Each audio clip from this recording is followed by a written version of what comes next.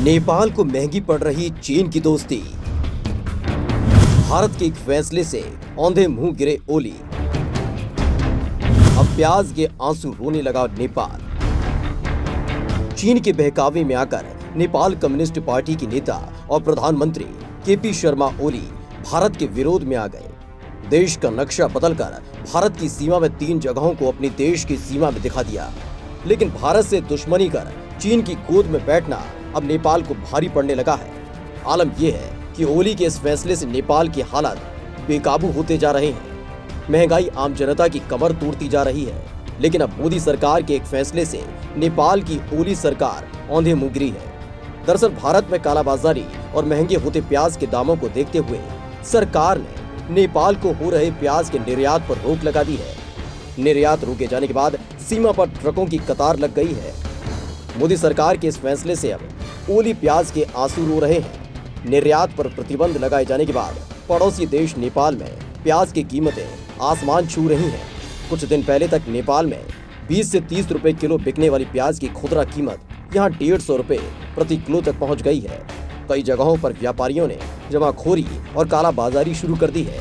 ऐसे में आने वाले दिनों में इसकी कीमत और बढ़ सकती है। दरअसल भारत दक्षिण एशिया में प्याज का सबसे बड़ा उत्पादक है।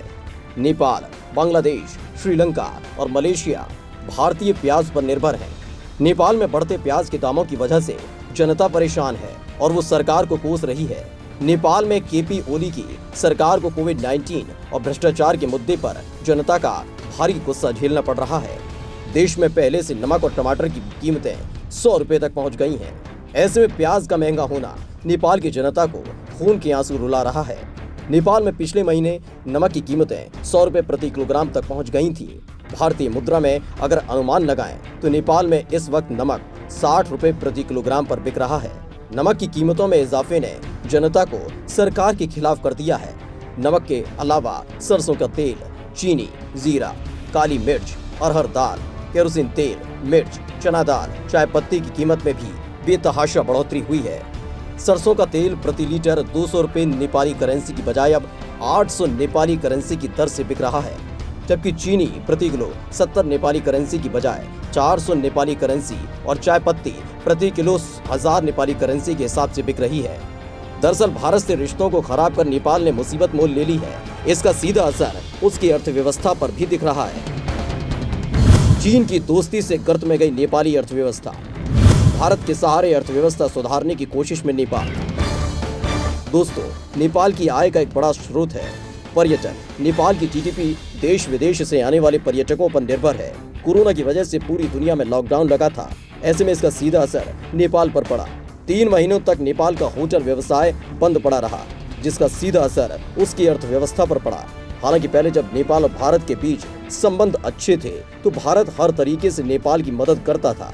लेकिन अब नेपाल चीन के हाथों में खेल रहा है और उसी के कहने पर ओली ने भारत से रिश्ते खराब कर लिए। लेकिन अब चीन की दोस्ती ही नेपाल की अर्थव्यवस्था को गर्त में ले जा रही है।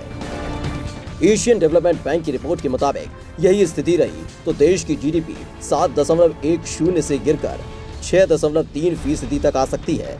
हालांकि कोरोना काल में दुनिया भर के देशों की अर्थव्यवस्था खराब हुई है, लेकिन नेपाल पर इसका सबसे ज्यादा बुरा असर दिख रहा है। नेपाल में इस समय बेरोजगारी चरम पर है। आलम यह है कि नेपाल में बेरोजगारी बढ़ने से नौकरी के नाम पर मानव तस्करी तेज हो गई है। सीमा सील होने के बाद तस्कर महिलाओं, युवतियों और बच्चों को पगडंडी के रास्ते भारत भेज रहे हैं। दिल्ली से काठमांडू तक इनका नेटवर्क फैला है। महीने भर के अंदर जिले में 10 से ज्यादा मामले सामने आने पर सुरक्षा एजेंसियां सतर्क हो गई हैं।